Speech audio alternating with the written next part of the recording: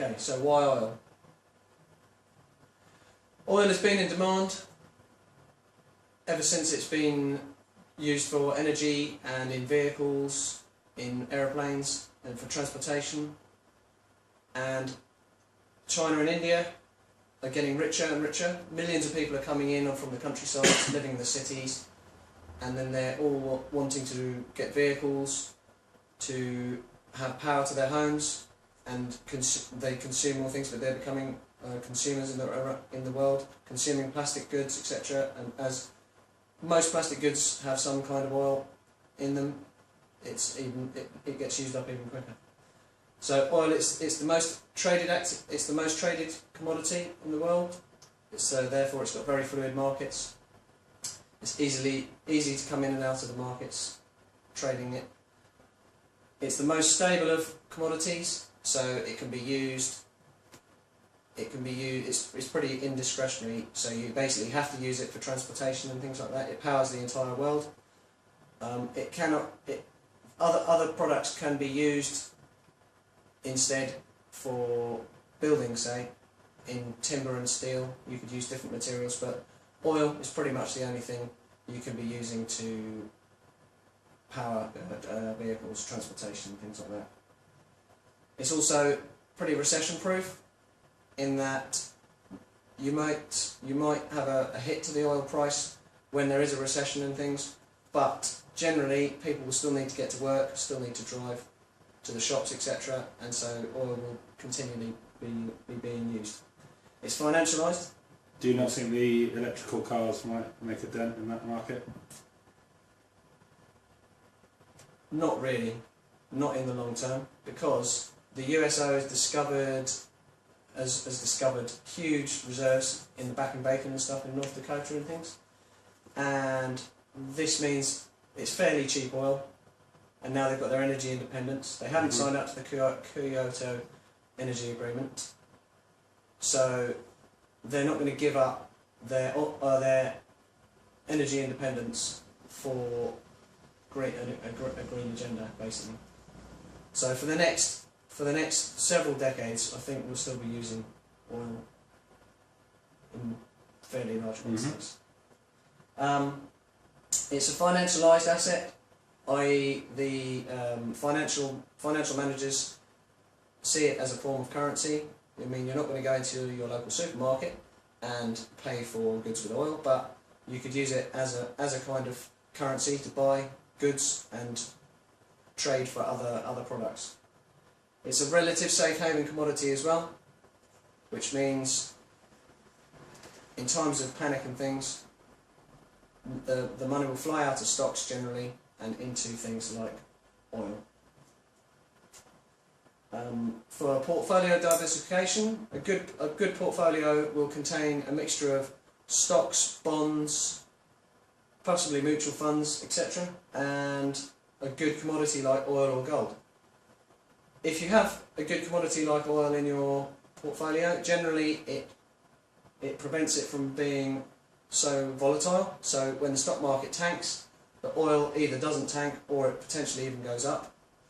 So therefore the losses you made on your stocks will be counterbalanced by the oil or gold or whatever trading upwards or staying flat. It's a good inflation hedge with all the trillions of dollars being printed around the world at the minute. The central banks basically are creating inflation because they've got trillions of dollars worth of debt to deal with. So what's the best way to get out of their debts? Does anyone know? The best way to get out? Print more money. Yeah, it's to print more money. So they print more money, it devalues the currency, devalues the money, and so then they can get out of their debts to the international banks, etc. And you'll see...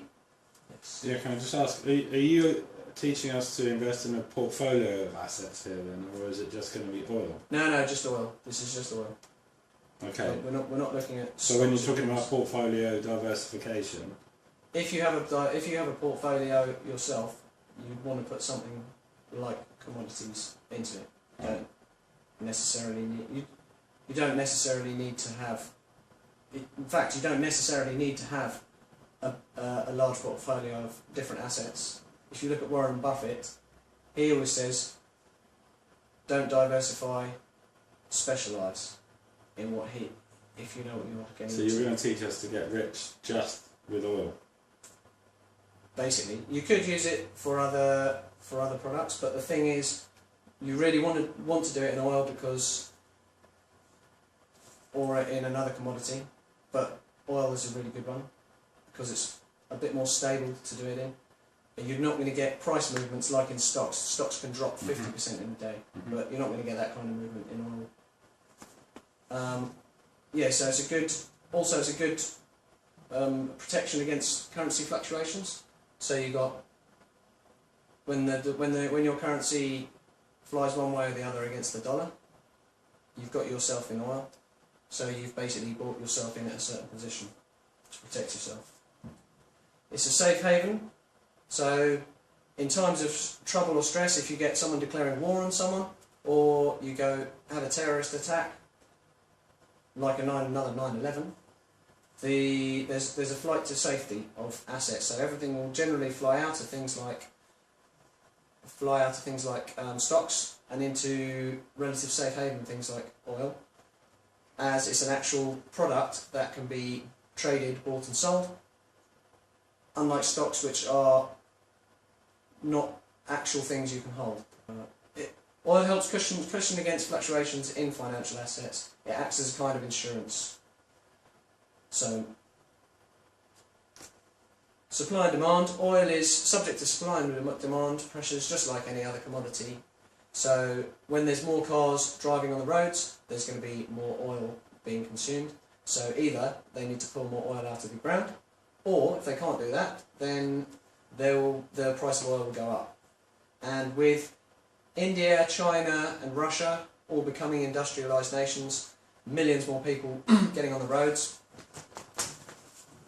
there's a huge increased demand for oil, and as they continue to industrialise, which they have been over the last decade, the likelihood is just going to increase for more oil to be used. And also the massive discoveries in the USA at things like the Bakken Basin in North Dakota and Texas mean that the US has got energy independence for the first time in decades, and by 2020 I think it will actually become an oil exporter, and within the next decade or so one of the major exporters of oil in the world. In fact, it's now being dubbed Saudi America because it actually has more reserves than Saudi Arabia, and they're not going to get rid of their cheap fuel, relatively cheap fuel, for a green agenda that generally is pretty expensive.